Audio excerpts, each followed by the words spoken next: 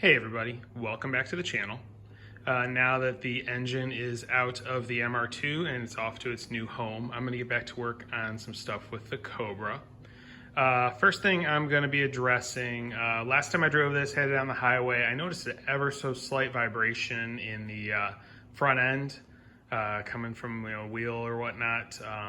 So when I brought it home, I put it up in the air, and the passenger front wheel, I felt an ever so slight amount of movement in it when I went, from both the sides or top and bottom and tried to shake it.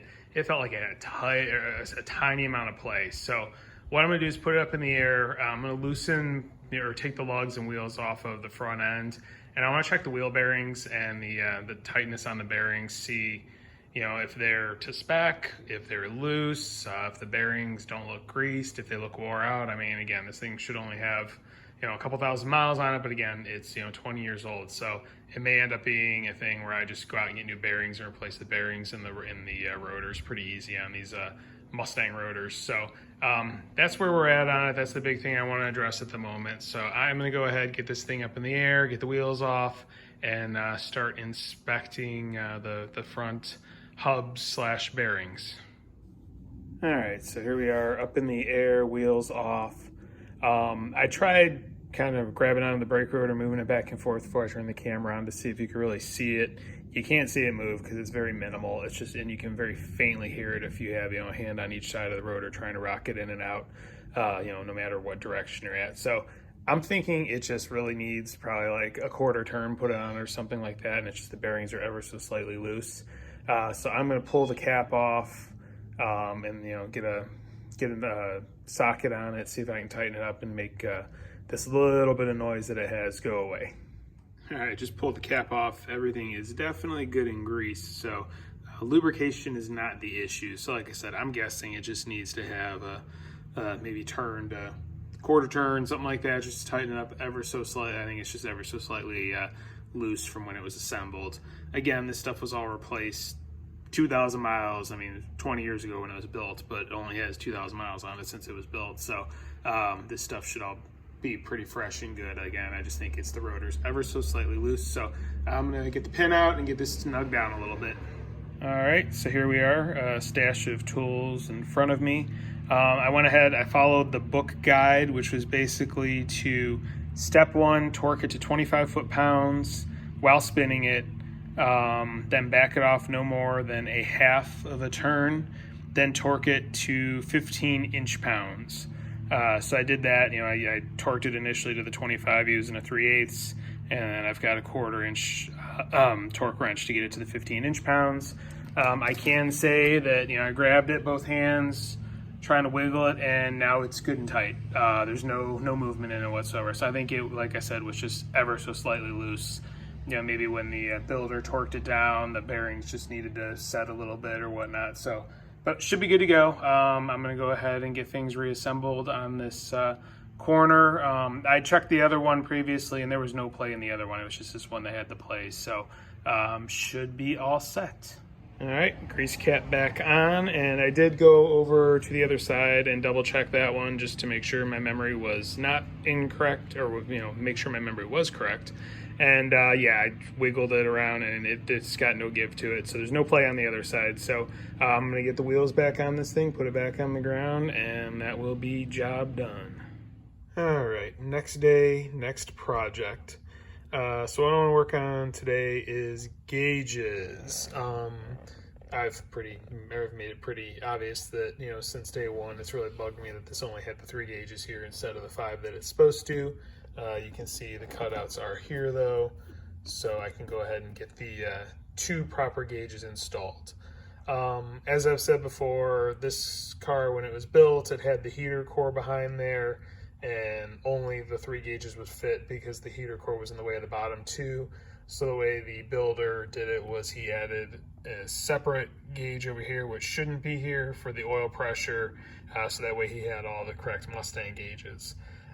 So no matter what I do, it's never going to be correct looking per se, because the 2 options were the standard layout, which would just have the speedo and tach, and then over here you would have the 5 gauges, which would be the voltage, oil pressure, water temp, oil temp, and fuel.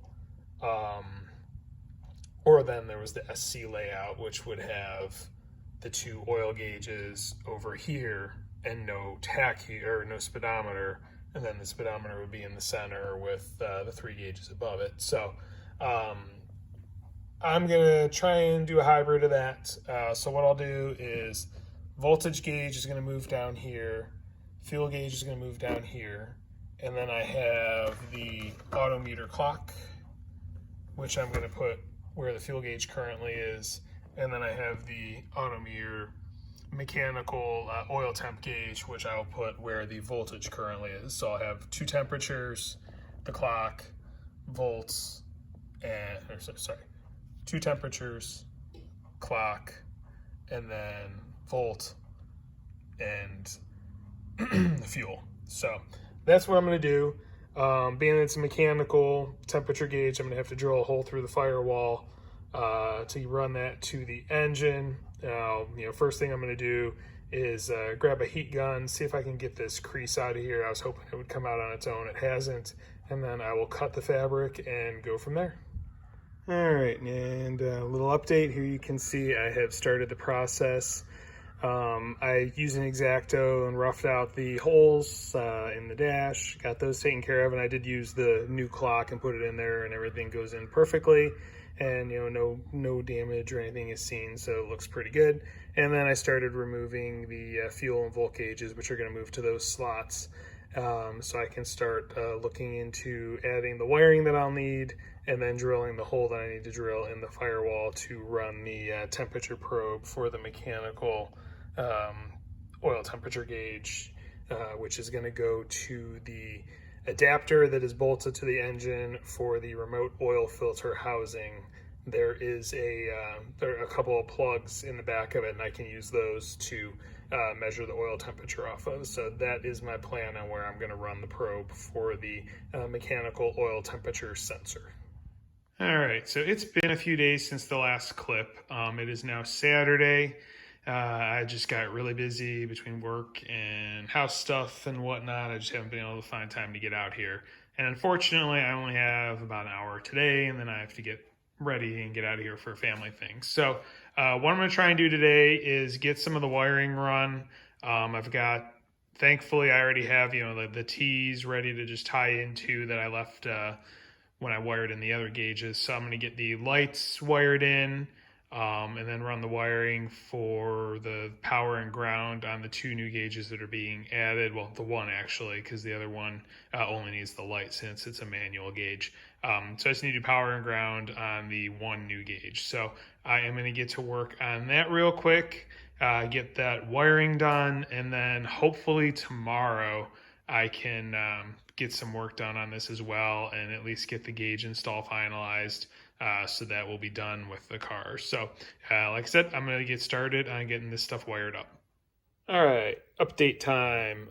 Went ahead and tied into the 2 wires I had for the light circuit, and have added in these 2 new ones, and then left a couple of blanks that I'll go ahead and put some tape on the end of these, and these will be tied into down the road these 3 remaining gauges that I will need to replace: the tach, the speedo, and the oil pressure, because they will need lights as well. But turning on the lights, everything works. We've got everything lighting up as it should over here, and the dimmer works as it should as well. So have everything we need here as far as the lighting circuit goes. So I'm going to go ahead now. All I have left to run is the wire for the clock, which that's a simple 2-wire plug here. Red, I'm guessing, is going to need to be constant hot because it needs to keep going, and then black to ground. So I'm going to go ahead and get this taken care of. This is the plug, and like I said, it's just 2 wires. So should be pretty straightforward getting this tied in. I think I'm actually going to tie it into the ignition switch. I think there's an open spade connector for the hot coming off the battery that'll make this pretty easy to tie to. All right, yep, and looking at the ignition switch, right there is a spade that's open. That is the white wire, which is the constant hot. So I can go ahead and use that to power this. And then I've got a ground screw right here that I can just go ahead and pull that out and put a ring terminal on this wiring harness for the clock. Looking at it, it's like 2.5 feet, 3 feet long, something like that. It's a pretty long wire, so I should have no problem running it from those two spots over to where the clock will be in the dash. All right, final update for today. I got the wires put in for the clock. What I ended up doing, I thought about it after I finished that last little segment, and I wanted it hooked to something that's at least fused but constant 12. So on the headlight switch, there was actually an open spade that is a 12 volt constant. So I was able to just run the power wire to that. And then I tied the ground into one of the existing grounds I had laying around as far as for future gauges. So I just, used that and then created another one for future gauges down the road. So I did set it to 230 because that's what it is now. It looks like it has just ticked ahead, so that's good. And I was able to obviously go forward and backward. So looks like the clock is working fine at this point. So that's all I'm going to get to today. I need to go start getting ready for family functions. So looks like tomorrow is going to be drilling the hole for the sending unit that you can see there for the pressure, so the oil temperature gauge, and running that to the engine and getting that all hooked up. So I'm going to call it a day for now and be back tomorrow. All right, so here we are next day, and good news is the clock's still working and it kept time from what I set it as yesterday. So pretty happy there. So yeah, I'm going to start getting to work on finishing up this install. Swapping some of the gauge wiring out as far as where I'm going to be putting things. I did already relocate the wires for the fuel gauge down to that lower right hole where it's going to go. I need to do the same to the volt gauge because it's going to go to the lower left hole. And then I need to drill the hole in the firewall for the sending unit for the oil temperature gauge. So I'm going to get to work on that stuff now. All right, quick update. 3 of them are in. Got these, they're mounted, they're the brackets where it needs to be, so pretty happy with how they installed. Unfortunately, you can see there, it looks like I cut the vinyl a little bit too wide, so that's gonna show. Not really thrilled about that. I'd say the only good thing is this dash is somewhat beat up and this vinyl has seen better days, and there's a couple slices in other spots that are, visible, so it's eventually, you can see one right there next to the tack. I was eventually going to be refacing this down the road anyway, so this will work for now, and then eventually we'll pull the dash out and replace the vinyl on the dash, and I'll make sure to cut the holes a little bit smaller at that point in time. So I'm going to get back to work. Next on the list is drilling the hole for the sensor through the firewall, and then I'll put in that top gauge, and then I can put in the last gauge at the bottom, and we will be done with the gauge install. All right, quick update on the mechanical gauge. Instead of drilling a separate hole, because there's really no room without taking the dash out again, and I really don't feel like doing that right now, what I did is I ran it through the hole for the water temperature gauge, and the actual gauge itself came with 2 grommets. This is the larger of the two, and I did check and see, and I can fit both of the lines through that larger hole. So I'm just going to go ahead, you can see I sliced it right there. I'm going to go ahead and install that in the firewall instead of the smaller hole one for just a single line, and then I can run both through the same hole. That way I don't have to mess around trying to drill a new hole. All right, so I ran into a problem that I did not foresee happening. My plan was for the temperature probe to go down. You can see the AN fittings, they go into the adapter. That's where it bolts onto the block where the factory oil filter would have been. That's the adapter to run to the remote oil filter, which is down there. If you look at the top of the remote oil filter, the adapter down there, there's actually bosses on the other side of the in and out, and they have plugs in them. So I was thinking I'd remove one of those plugs and just put the fitting in there. Unfortunately, when I started messing around down there, the motor mount is in the way. So there's no way to, there's not enough room to get the sensor into there with the motor mount. The other hole, which I was planning on using, I didn't realize there's a boss on the engine block that is actually in the way, that I can't get a good straight line into it with the sensor. So I can't use either one of those holes. There's no access. So that leaves me with either trying to tee it into the oil line or fitting that the pressure gauge goes to, or drilling or finding some way to mount it into the oil pan itself. There is the oil level sensor boss that has on this one vehicle, it looks like it's actually plugged. There's no sensor in it. It looks like the hole for the sensor is actually welded closed. So I'm wondering if I can find some sort of adapter that will fit in there that I could then maybe use to mount this sending unit into, and then just have it going right into the side of the oil pan down below. That's probably going to be the easiest and best way to go about doing it. I don't want to really put it in the same line as the pressure sending unit, because that's going to just have a bunch of like pipe fittings coming off the block and it looks kind of hokey. So something that I have to think about how I want to proceed.